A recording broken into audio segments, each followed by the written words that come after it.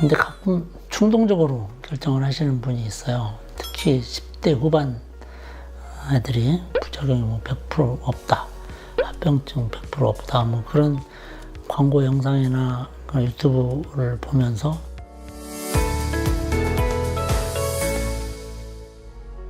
안녕하십니까. 뇌본정형외과 원장 임창무입니다. 자, 오늘 주제는 수술인데요. 이런 분들은 조금은 수술을 좀 안 하는 쪽으로 했으면 좋겠다.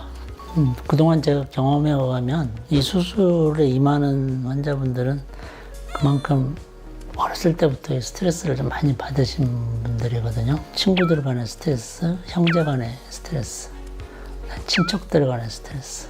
형제 간의 스트레스가 없을 것 같지만 형제 간에도 스트레스가 있더라고요. 하나는 크고 하나는 작으면. 그런 분들이 이제 오랫동안 고민을 하다가 수술을 결정하게 되고, 과거에 비해서 이제 수술의 안정성이 눈에 띄게 좋아지다 보니까 합병증이나 부작용 확률도 굉장히 적고, 그러니까 요즘 많이들 키 수술을 고려하고 계시는 것 같아요. 근데 가끔 충동적으로 결정을 하시는 분이 있어요. 특히 10대 후반 애들이 부작용이 뭐 100% 없다, 합병증 100% 없다, 뭐 그런 광고 영상이나 유튜브를 보면서 좀 잘못 생각하는, 해서 별거 아니구나, 한번 해봐야 되겠다, 그래서 충동적으로 결정을 하시는 분이 있는데, 이런 분들은 대개 어떤 이 재활의 어려움이나 많은 시간과 어떤 비용의 투자, 그런 것들을 고려를 안 해요. 그러다 보니까 막상 해놓고 또 운동도 그만큼 안 하고 결과 또한 안 좋고,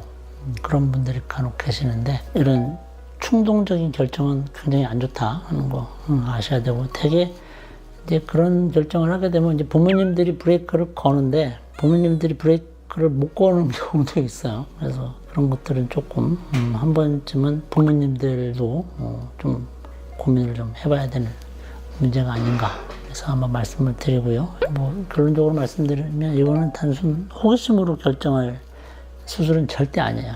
아시다시피 6개월, 7개월 동안 목발을 해야 되고, 재활도 굉장히 열심히 해야 되고, 그래서 수술 전에 그만큼 단단히 마음가짐을 가지고, 그리고 따져야죠. 가성비를. 내가 키 때문에 그동안 정말 스트레스를 많이 받았는데, 내가 7cm를 컸을 때 비교, 물론 뭐 제가 20년 동안 경험한 바로는 수술 전에 환자분의 얼굴하고 3차 수술하기 전에 얼굴은 정말 비교할 수 없을 정도로 많이 좋아요. 그만큼 만족도가 높다는 수술인데, 그거 자체만 보지 말고 수술을 하고 나서 한 7개월 동안은 굉장히 고생을 좀 한다는 거, 거기에 대한 마음가짐을 가지고 재활 의지를 좀 불태워서 수술에 임하는 것이 좋겠다라는 것을 말씀드리고 싶어요.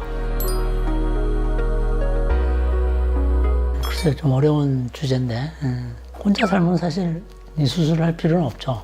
그렇죠. 어떤 사회라는 데서 살고, 항상 어렸을 때부터 남들과 비교하면서 우리가 살게 되고, 이게 90년대 핸드폰이 없을 때하고 지금 이런 SNS가 판을 치는 세상이 굉장히 다른 것 같아요.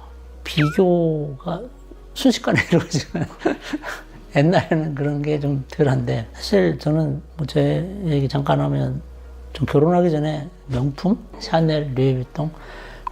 그런 걸 전혀 알지도 못했어요. 근데 이제 결혼하면서 그런 걸 알게 되는데, 사실 그런 거 생각해보면 내가 그걸 알지 못한 거는 SNS가 없었기 때문에 그 시절에는. 지금은 뭐 애기들도 다 알아요. 근데 그렇다 보니까 너무 많은 비교가 되고, 어떻게 보면 이게 타인에 의해서 되는 건지 아니면 내 자신에 의해서 되는 건지, 그건 좀 식별하기가 좀 힘들 것 같아요. 그러니까 중요한 건 뭐냐면 내가 얼마나 이거에 대해서 스트레스를 많이 받는지. 그런 경우는 있어요. 본인은 스트레스를 별로 안 받는데 엄마가 너무 스트레스를 받는 거예요. 그러니까 과거에 비해서 그런 친구들은 꽤 많이 늘었어요.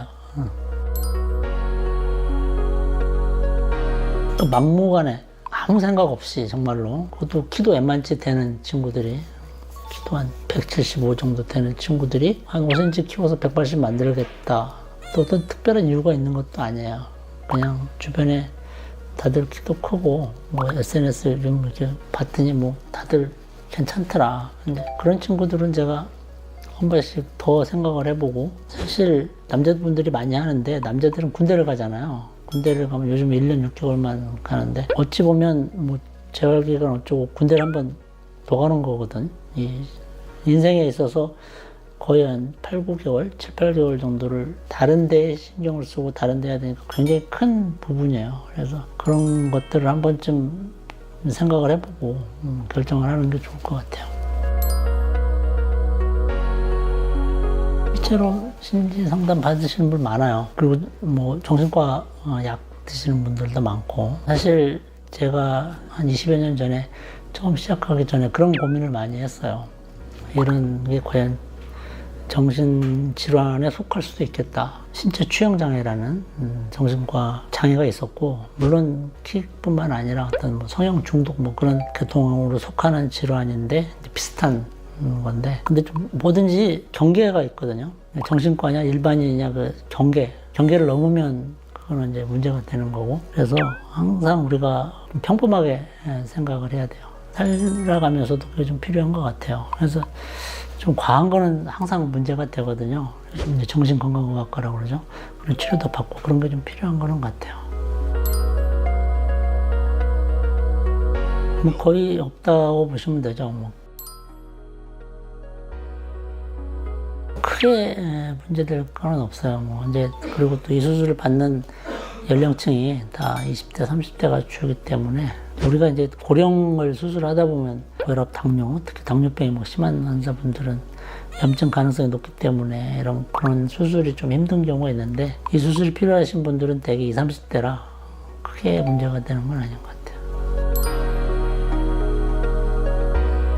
그러니까 이제 그거는 이제 관상이라기보다는 환자분의 분위기, 그리고 대화를 하다 보면 알 수가 있는데 사실 다 맞지는 않아요. 근데 제가 한참 열심히 통증 공부할 때 이 사람이 과연 수술을 하고 통증을 얼마나 느낄 것인가, 그 사람이 과연 다른 사람보다 통증을 잘 견딜 것인가, 그런 걸 항상 이렇게 예측을 하는 적이 있는데 근데 안 맞았어요. 거의 다 틀렸고, 많이 아파할 사람 의외로 잘 참고, 의외로 참 참을 것 같다 하시는 분 또 의외로 또 못 참고 또 약에 의존하고 그런 분들이 있어서, 사실 그걸 그 분위기나 관상으로 이렇게 예측하는 거는 좀 힘든 것 같아요.